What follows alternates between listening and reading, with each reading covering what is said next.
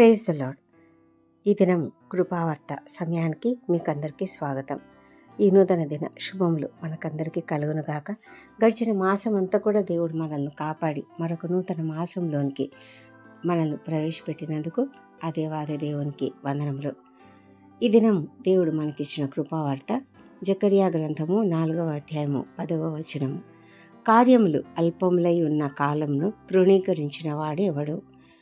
దేవుడిచ్చిన కృపావార్తను బట్టి దేవునికి వందనములు.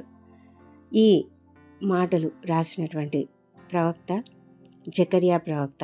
ఇతడు ఏ సమయంలో ఉన్నాడంటే, కోరెషు ఇశ్రాయేలీలు తమ స్వదేశానికి వెళ్ళవచ్చు అని అనుమతి ఇచ్చాడు కదా, ఆ సమయంలో ఉన్నటువంటి ప్రవక్త. అంతేకాదు, ఇతడు ఎజ్రా, నెహమ్యా వీరిద్దరూ కూడా ఆలయ నిర్మాణాన్ని పునర్నిర్మించారు కదా, ఆ సమయంలో అతను కూడా ఉన్నట్లుగా వాక్యంలో రాయబడింది.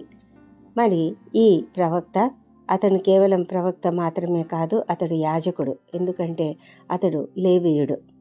జకర్యా ఒక గొప్ప ప్రవక్తగా మరి దేవుని ప్రభువైన యేసును గురించినటువంటి ప్రవచనాలను కూడా తెలియచెప్పినట్లుగా మనం చూస్తాం.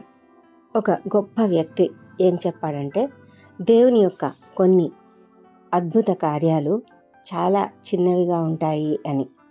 నిజమే, దేవుడు మన జీవితాలలో అనేకమైనటువంటి మంచి కార్యములు, అనేకమైనటువంటి అద్భుత కార్యాలు చాలా చిన్నవి అనిపిస్తాయి, కానీ అవి చాలా పెద్దవి.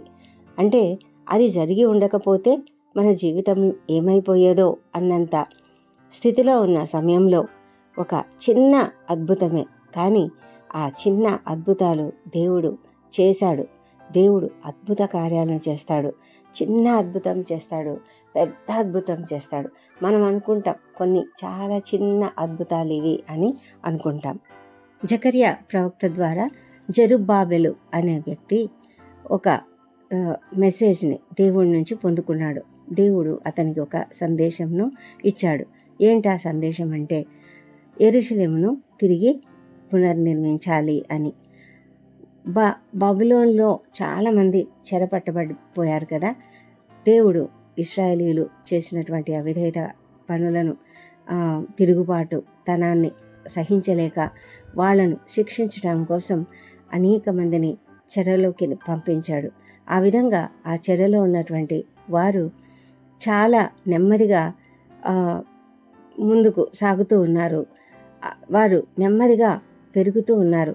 అంటే వాళ్ళు ఆత్మీయంగా అయినా సరే అన్ని విషయాలలో కూడా ఎదుగుతూ ఉన్నారు. కానీ వాళ్ళు అనుకుంటున్నారు వాళ్ళు చాలా నిరాశలో ఉన్నారు, కృంగుదలలో ఉన్నారు. అయితే దేవుడు వారికి ఇస్తున్నటువంటి వాగ్దానమే ఇదే. ఏంటంటే, కార్యములు అల్పములై ఉన్న కాలంను తృణీకరించిన వాడెవడు అని. దేవుడు కొన్ని చిన్న చిన్న అద్భుతములు చేసినప్పటికీ కూడా ఆ చిన్న చిన్న అద్భుతాలను బట్టి మీరు వాటిని సహించటం లేదు, వాటిని గమనించటం లేదు, వాటిని తృణీకరిస్తూ ఉన్నారు. ఎందుకు అలా తృణీకరిస్తున్నారు? ఎందుకు మీకు ఏమైంది అని దేవుడు ఇశ్రాయేలీయులతో మాట్లాడుతూ ఉన్నాడు. ఎందుకంటే మరి దేవుడు అనేకమైన కార్యాలు వాళ్లకు చెప్తూ ఉన్నాడు. ఆయన అంటున్నాడు, జెరుబ్బాబెలుకు ప్రత్యక్షమై దేవుడిచ్చినటువంటి వాక్కు ఏంటంటే, శక్తి చేతనైనను బలము చేతనైనను కాక నా ఆత్మ చేతనే ఇది జరుగునని సైన్యములకు అధిపతి యెహోవా సెలవిచ్చాడు. అంటే దేవుడు జెరుబ్బాబెలుకు ఒక గొప్ప వాగ్దానం ఇస్తున్నాడు. అది ఏంటి అంటే, మీరు అనుకుంటున్నారు మాకు ఎక్కడ శక్తి ఉంది, మాకెక్కడ ఈ బలం ఉంది, మేము ఈ పని చేయగలమా అని అనుకోవద్దు. కానీ దేవుడు ఇస్తున్నటువంటి వాగ్దానము శక్తి చేత కాదు, బలం చేత కాదు, కానీ నా ఆత్మ, అంటే దేవుని యొక్క ఆత్మ. నిజమే, మనం కూడా చాలాసార్లు మనకు ఇవ్వబడినటువంటి పరిచర్య అది చాలా చిన్నది అని అనుకుంటూ ఉంటాము. ఇది ఎప్పుడు ఎదుగుతుంది, నేను ఇదిగో ఇంత చిన్న ఒకరితో ఇద్దరితో కలిసి ప్రార్థన చేస్తున్నాను, లేకపోతే ఒకరు ఇద్దరు నా సంఘంలో ఉన్నారు, మరి నేను చేసే పని చాలా చిన్నది, నేను చేసే పని కేవలం ఈ ప్యాంప్లెట్స్ పంచడమే, లేకపోతే నేను చేసే పని ఇదిగో ఇరుగు పొరుగు వాళ్లకు నేను చెప్పే ఒక చిన్న సాక్ష్యమే. మరి ఇలాంటిది నాకెప్పుడు, నా పరిచర్య ఎప్పుడు పెద్దదవుతుంది, నేను ఎప్పుడు మరి దేవునికి అద్భుతంగా వాడబడతాను అని మనం అనుకుంటున్నామేమో. అలా కాదు. ఎందుకంటే అది అల్పమైనవి అని మీరు అనుకుంటున్నారు. కార్యములు అల్పమై ఉన్న కాలంను మీరు ఎందుకు తృణీకరిస్తున్నారు అని దేవుడు చెప్తూ ఉన్నాడు. తమ ముందున్న దేవాలయ నగర పునర్నిర్మాణ కార్యక్రమాల ముందు వాళ్ళు, ఆ జనాంగం అంతా కూడా వాళ్ళు ఏమనుకుంటున్నారంటే, ఇవి మేము చాలా చిన్నవాళ్ళం, మాకేం చేత కాదు, మేము అసలు ఎన్నికలోనే లేము, అలాంటి వాళ్ళం మేమేం చేయగలము అని. మరి నెహెమ్యా, ఎజ్రా ఎందుకు అంత ధైర్యంగా ముందుకు వెళ్ళి ఆ పనులు చేయగలిగారు? వాళ్ళు ఎన్ని అవాంతరాలు ఎదుర్కొన్నారు. వాళ్ళు రాజుల చేత అయినా అధికారుల చేతనైనా ఎంత భయంకరంగా తృణీకరింపబడ్డారు, ఎంత భయంకరంగా వాళ్లకు అడ్డం వచ్చినటువంటి వాళ్ళు, అంటే వాళ్ళని అడ్డగించిన వాళ్ళు, వాళ్ళ పనులు చేయకుండా ఆపినటువంటి వాళ్ళు అనేక మంది ఉన్నారు కదా. అయినప్పటికీ కూడా నెహెమ్యా కానీ ఎజ్రా కానీ భయపడ్డారా? భయపడలేదు. వారు ముందుకు సాగి ఆ పనులు చేశారు. మరి అదేవిధంగా మీరు ఇశ్రాయేలీయులారా, మీరు ఎందుకు అలా భయపడుతున్నారు? మీరు చాలా తక్కువగా భావిస్తున్నారు, మీరు శక్తిహీనులుగా భావిస్తున్నారు, మీరు చిన్నవాళ్ళుగా భావిస్తున్నారు, ఓటమికి లోనైన వాళ్ళుగా భావిస్తున్నారు. మరి పక్కన చుట్టుపక్కల వాళ్ళంతా వాళ్ళను ఎట్లా చూస్తున్నారంటే, వీళ్ళేదో కుట్రదారులు, వీళ్ళు రాజుకు విరోధంగా పనిచేస్తున్నారు, వీళ్ళు రాజుకు వ్యతిరేకంగా ఉన్నారు, రాజు అంటే తామే రాజులమైపోవాలని అనుకుంటున్నట్లుగా లెటర్స్ కూడా రాశారు వాళ్ళు రాజుకు. వీళ్ళు నెహెమ్యా గురించి అనుకుంటాను, వీళ్ళు రాజుకు తామే రాజులు కావాలనుకొని ఈ విధంగా చేస్తున్నారు, వాళ్ళు ఏదేదో కుట్రలు పన్నుతున్నారని వాళ్ళ మీద వ్యతిరేకంగా మరి అనేకమైన పుకార్లు పుట్టించడం, వాళ్ళ గురించి మాట్లాడడం, రాజుగారికి ఈ విషయాలను తెలపడం, ఇలాంటివన్నీ కూడా చేశారు. మరి ఇలాంటి పనులన్నీ చేశారు కదా. మరి ఇట్లాంటి సమయంలో మేము ఈ నిర్మాణ కార్యక్రమాన్ని మొదలు పెడితే మేము అసలు అధిగమించలేము. మా సొంత ప్రజలు అంటే వీళ్ళల్లో వీళ్ళకి కూడా ఐక్యత లేదు, వీళ్ళలో వీళ్ళు కూడా ఒకరినొకరు తక్కువ చేసుకుంటూ మాట్లాడుకుంటూ ఉన్నారు, ఒకరంటే ఒకరికి పడదు. కాబట్టి వీళ్ళు ఏ విధంగా ఆ మందిరాన్ని నిర్మించగలరు అని వాళ్ళు అనుకుంటున్నటువంటి ఆ సమయంలో దేవుడు వారికి ఇచ్చినటువంటి వాగ్దానం ఏంటంటే, మీరు శక్తి చేత కాదు, బలం చేత కాదు, కానీ నా ఆత్మ చేతనే ఈ పనిని చేస్తారు. అంటే నా ఆత్మ మీకు సహాయపడుతుంది కాబట్టి మీరు ఆ పనిని చేయగలరు. మీరు వ్యతిరేకత ఎంత అన్నా ఉండొచ్చు, మీకు బయట నుంచి వ్యతిరేకత ఉండొచ్చు, లోపల నుంచి వ్యతిరేకత ఉండవచ్చు. అయితే మనము ఏ చిన్న విషయాన్ని గురించి కూడా మనం ఆలోచించకూడదు. కానీ ప్రత్యేకంగా మీరు జ్ఞాపకం చేసుకోండి, దేవుడు చేసినటువంటి ప్రతి కార్యంను జ్ఞాపకం చేసుకోనండి. మీరు అంటే మొదటి నుంచి కూడా దేవుడు మీ విషయంలో ఎన్ని అద్భుత కార్యాలు చేశాడు. చిన్న అద్భుత కార్యమైనా పెద్ద అద్భుత కార్యమైనా మీ జీవితాలలో ఎన్ని చేశాడు కదా, వాటినన్నిటిని మీరెందుకు జ్ఞాపకం చేసుకోకూడదు అని ప్రవక్త వారిని హెచ్చరిస్తూ ఉన్నాడు. కార్యములు అల్పములై ఉన్న కాలంను తృణీకరించిన వాడెవడని దేవుడు ప్రవక్త అయిన జకరియా ద్వారా వాళ్ళతో మాట్లాడుతూ ఉన్నాడు. ఈ దినం దేవుడు మనతో కూడా మాట్లాడుతూ ఉన్నాడు. మన యొక్క పనులు చాలా చిన్నవి అయి ఉండవచ్చు, మన యొక్క పరిచర్య చాలా చిన్నది అయి ఉండవచ్చు, ఒకవేళ మన జీవితాలలో మనం చేసే పని చాలా చిన్నది అయి ఉండవచ్చు, లేకపోతే మన యొక్క స్టేటస్ చాలా చిన్నది అయి ఉండవచ్చు, మనల్ని ఎవరు కేర్ చేయడం లేదేమో, ఒకవేళ మన జీవితాలలో మనల్ని పెద్దగా పట్టించుకునే వాళ్ళు ఎవరూ లేరు, మనము అంటే ఒక ఎన్నిక లేని వ్యక్తిగా ఉన్నామేమో. అయితే దేవుడు మనకు చెప్తున్నాడు, నీ జీవితంలో నేను చేసిన కార్యాలను జ్ఞాపకం చేసుకో. ఎన్నిసార్లు నిన్ను కాపాడలేదు, ఎన్నిసార్లు అనారోగ్యం నుంచి నిన్ను తప్పించలేదు, ఎన్నిసార్లు ఒక చిన్న అంటే త్రుటిలో తప్పిపోయేటువంటి యాక్సిడెంట్లను ఎన్నిసార్లు దేవుడు మనకు తప్పించి ఉంటాడు. చాలా చాలా కార్యాలు దేవుడు మన జీవితంలో చేశాడు.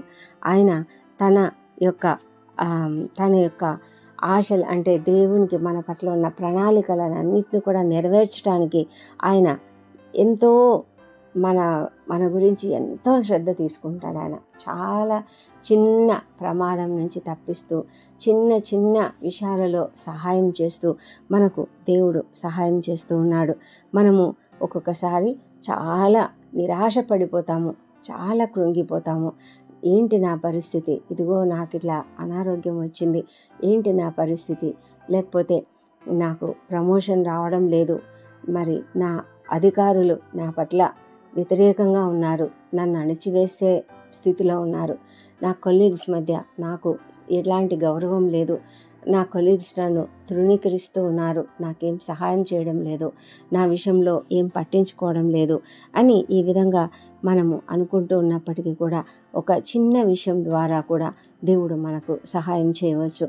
చాలా చిన్న విషయాలు ఒక్కొక్కసారి మన అధికారులే ఉంటారు, వాళ్ళ అధికారులకు మనం ఏదైనా చిన్న సహాయం చేయగలము. మనం అనుకుంటాము నేనేం చేయగలను అని, కానీ చాలా చిన్న విషయాలు. మరి ఉదాహరణగా మనం చెప్పుకోవాలంటే మరి చాలా అత్యవసరమైనటువంటి సమయంలో వారికి ఒక ఐడియా రాకపోవచ్చు, కానీ ఆ సమయంలో మనం ఒక ఐడియా ఇచ్చామనుకోండి, ఆ ఐడియా ద్వారా వాళ్ళకి ఏదైనా మేలు కలిగితే వాళ్ళు మనల్ని ఎంతగానో అనుకుంటారు, తర్వాత అయినా అనుకుంటారు. ఒకవేళ మన ముందు అనకపోవచ్చు, కానీ అదిగో పలానా వ్యక్తి ఇచ్చిన ఐడియా వల్ల నేను ఈ విధంగా పైకి రాగలిగాను అని ఒక మన పట్ల నమ్మకం అనేది వాళ్ళకు కలుగుతుంది. దేవుడు ఆ విధంగానే మనకు హెల్ప్ చేస్తాడు. దేవుడు ఆ విధంగానే మనల్ని పైకి లేవనెత్తుతాడు. దేవుడు ఆ విధంగానే ఇతరుల మధ్య మనకి కావలసినటువంటి గౌరవాన్ని పెంచడానికి దేవుడు సహాయం చేస్తాడు. కార్యములు అల్పములై ఉన్నాయి అని మనం అనుకుంటున్నామేమో, కానీ అస్సలు ఆ విధంగా అనుకోవద్దు అని దేవుడు చెప్తూ ఉన్నాడు. దేవుడు తాను నియమించుకున్నటువంటి కార్యాన్ని ఎలా జరిగిస్తాడో కూడా చెప్తూ ఉన్నాడు. ఏమంటున్నాడంటే, జెరుబ్బాబెలును అడ్డగించడానికి ఏ పర్వతం కూడా అడ్డు రాలేదు. అది గొప్ప పర్వతం అయి ఉండొచ్చు, కానీ నువ్వు ఏమాత్రపు దానవు అంటున్నాడు దేవుడు. అంటే మనల్ని అడ్డగించేటువంటి ఏ గొప్ప పర్వతమైనా కూడా మనకు అడ్డు రాదు. ఎందుకంటే దేవుడు దానిని చదును భూమిగా చేస్తాడు. అంటే పర్వతం అంటే ఎంత పెద్దగా ఉంటుంది, ఎంత గొప్పగా ఉంటుంది, మరి ఎంతో ఎత్తుగా ఉంటుంది. అయితే దేవుడు ఏం చేస్తాడంటే దాన్ని చదునుగా చేసేస్తాడంటే మన ముందున్నటువంటి అడ్డంకినంతా కూడా దేవుడు తొలగిస్తాడు. కాబట్టి మనం ధైర్యంగా ముందుకు వెళ్ళొచ్చు. ఇంకా ఏం చెప్తున్నాడు దేవుడు అని అంటే, కృప కలుగునుగాక అని జనులు కేకలు వేస్తూ ఉంటే ఒక పైరాయి తీసుకొని పెట్టిస్తాడంట దేవుడు. అంటే ఒక పని, అది చిన్న పని, అంటే ఒక పైరాయి పెట్టడం అనేది ఒక చిన్న పని, కానీ ఆ చిన్న పనిని కూడా దేవుడు దీవిస్తాడు. మరి అంతేకాదు, దేవుడు ఆ పనిని ముగించేలాగా చేస్తాడు. పునాది వేసినటువంటి ఆ చేతులే ఆ పనిని ముగిస్తాయి అని దేవుడు చెప్తూ ఉన్నాడు. కాబట్టి మనము కార్యములు అల్పము అని అనుకుంటున్నామేమో, ఆ కార్యాలను గురించి మీరు దిగులు పడవద్దు. ఆ కార్యములు అల్పములై ఉన్నాయి. ఇప్పుడు చాలా అల్పంగా ఉంది, ఇప్పుడే మొదలు పెట్టాను, ఇప్పుడే మొదలైంది, కానీ ఇది అవుతుందా, ఇది కంప్లీట్ అవుతుందా, ఇది నేను చేయగలనా అని అనుకుంటున్నావేమో. అసలు తృణీకరించొద్దు, ఆ సమయాన్ని తృణీకరించొద్దు. నువ్వు ఒకసారి మొదలు పెట్టావా, తప్పకుండా దాన్ని చేయగలవు. అందుకని ఫిలిప్పీ పత్రికలో కూడా దేవుడు ఒక మాట చెప్తాడు కదా, మొదలు ప్రారంభించిన వాడు తప్పకుండా కూడా ముగించడానికి సహాయపడతాడు. దేవుడు మనకు ఎంత గొప్ప దేవుడు అంటే, మనము ఒక కార్యమును అనుకొని మొదలు పెట్టామంటే అది తప్పకుండా కంప్లీట్ చేయడానికి దేవుడు మనకు సహాయం చేస్తాడు. దేవుడు 7 నేత్రములు కలిగినటువంటి సర్వోత్కృష్టమైనటువంటి దేవుడు. ఆయన జ్ఞానమునకు మితి లేదు.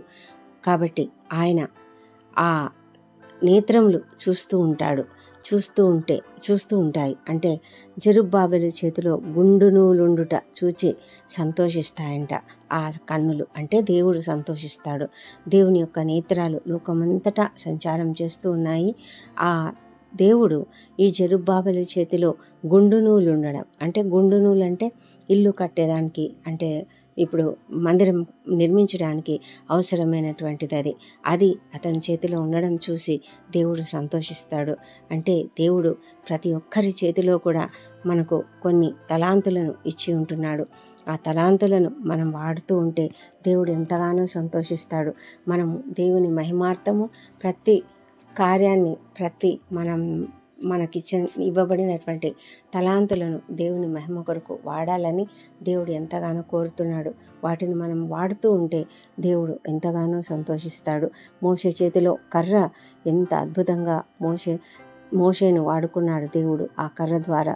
అదేవిధంగా అనేక మందిని తమ చేతిలో ఉన్నటువంటి చిన్న చిన్న పనుల ద్వారానే, చిన్న చిన్న కార్యాల ద్వారానే దేవుడు వారిని ఎంతగానో అభివృద్ధిపరిచాడు, ఎంతగానో ఆశీర్వదించాడు, ఎంతగానో ఘనపరిచాడు. దొర్కా తన చేతిలో ఉన్నటువంటి ఆ చిన్న సూదితో అనేక మందికి వస్త్రములు తయారు చేసి ఇవ్వడం, అది ఆమెకు ఎంతో ఘనతను తీసుకొని వచ్చింది. ఆమె మృతులలో నుండి లేవడానికి సహాయం చేసింది. ఆ విధంగా దేవుడు మనల్ని వాడుకుంటాడు. దేవుడు ప్రతి విషయంలో కూడా మనల్ని వాడుకోవాలని, ప్రతి పరిచర్యలో ఏ చిన్న పరిచర్య మనకు తోచినది అయినా ఆ చిన్న పరిచర్యను చేయడానికి దేవుడు మనకు కృపనిచ్చినప్పుడు తప్పకుండా ఆ పరిచర్యను చేసి మనం దేవుని మహిమపరచాలని దేవుడు ఎంతగానో కోరుకుంటూ ఉన్నాడు. కాబట్టి దేవుడు మనకిచ్చినటువంటి ఈ సమయాన్ని మనము చేయవలసినటువంటి పనిని మనం తెలుసుకొని దేవుని చిత్తానుసారంగా దేవుడు మనకైతే ఏదైతే ఏర్పరిచి ఉన్నాడో ఆ కార్యాలను చేయడానికి మనం ముందుకు సాగాలి. ఇది చిన్నది, ఇంత చిన్న పని నేను చేయడం వల్ల ఏం ప్రయోజనం అని అనుకోవాల్సిన పని లేదు. ప్రతి చిన్న పనిని కూడా దేవుడు ఆశీర్వదిస్తాడు. దేనిని కూడా మనం తృణీకరించొద్దు. ఒక కాలంలో నేను చేశాను, అప్పుడు ఏదో చేశాను, కానీ ఇంకిప్పుడు నేను చేయలేను అని అనుకోవద్దు. ఎందుకంటే ప్రతి దానిని కూడా, ప్రతి సమయాన్ని కూడా దేవుడు తప్పకుండా దానిని ఆలోచిస్తాడు, దానిని ఆశీర్వదిస్తాడు. దానిని బట్టి మనల్ని ఆశీర్వదిస్తాడు, మనల్ని ముందుకు కొనసాగేలాగా చూస్తాడు. దేవుడు మన విషయాలలో మన హృదయాలను పరిశోధించే దేవుడు, మన ఆలోచనలను పరిశోధించే దేవుడు, మనకు ఆలోచన చెప్పి మనల్ని ముందుకు నడిపించే దేవుడు కూడా ఆయనే. కాబట్టి ఆయన పైన మాత్రమే మనము ఆధారపడినప్పుడు దేవుడు మనకిస్తున్నటువంటి గొప్ప గొప్ప వాగ్దానాలను మనం చేత ఉంచుకొని దేవుని వాగ్దానములను నమ్మి విశ్వాసంతో ముందుకు కొనసాగుతూ దేవుడు మనకు ఏర్పరిచినటువంటి ఆ గొప్ప ఏ కార్యమైనా అది చిన్నదైనప్పటికీ కూడా దేవుని దృష్టిలో చాలా గొప్పది. కాబట్టి నువ్వు బైబిల్ చదవగలవా? పబ్లిక్గా అంటే చర్చిలో కానీ, మరి బైబిల్ స్టడీలో కానీ బైబిల్ చదవగలిగినట్లయితే తప్పకుండా చదువు. పాటలు పాడగలిగినట్లయితే తప్పకుండా పాడు. మరి మన పక్కన ఇంటి ఇరుగు పొరుగున ఉన్న వారికి, లేకపోతే మన ఇంట్లో పనిచేసే వారికైనా సరే, ఎవరికైనా మనం ఏదైనా చెప్పగలిగితే, దేవుని గురించిన సువార్తను ప్రకటించగలిగితే ప్రకటించు. మరి నువ్వు పనిచేసే ఆఫీస్ ప్లేస్లో, లేకపోతే నువ్వు పనిచేసే ఏ రంగమైనా సరే, అక్కడ నీకు ఎవరు తారసపడినా, ఒకవేళ నీకు చెప్పడానికి అవకాశం దొరికితే మాత్రం తప్పకుండా దేవునికి చిన్న సాక్ష్యమైనా సరే చెప్పి దేవుని మహిమపరచు. దేవుడు నీ యొక్క కార్యాన్ని చాలా మెచ్చుకుంటాడు. కాబట్టి దేవుడు ఈ గొప్ప వాక్యంను దేవుడు మనకిచ్చినందుకు దేవునికి వందనాలు. ఆ విధంగా దేవుడు మనల్ని నడిపించునుగాక. చిన్న ప్రార్థన చేసుకుందాం. పరిశుద్ధుడైన మా దేవ, నీకు వందనములు తండ్రి. దేవా, అద్భుతకరుడవు, ఆశ్చర్యకరుడవు తండ్రి. నీకు అసాధ్యమైనది ఏది కూడా లేదు ప్రభా. మా జీవితంలో మేము ఏ చిన్న పని చేస్తున్నప్పటికీ అది నీవు తప్పకుండా ఆశీర్వదిస్తావని నమ్మి విశ్వాసంతో మేము ముందుకు సాగడానికి మాకు సహాయం చేయమని, శక్తి చేత కాదు, బలం చేత కాదు, కానీ నీ ఆత్మచేతనే కార్యం జరుగుతుందని, ప్రతి అల్పమైన కార్యమును కూడా మేము జ్ఞాపకం చేసుకొని ఆ కార్యమును బట్టి మేము సంతోషించేవారుగా ఉండాలి, కానీ తృణీకరించేవారుగా ఉండడానికి మాకు కృప చూపించమని యేసు నామములో ప్రార్థించి అడుగుతుంటున్నాం తండ్రి. ఆమెన్. Praise the lord.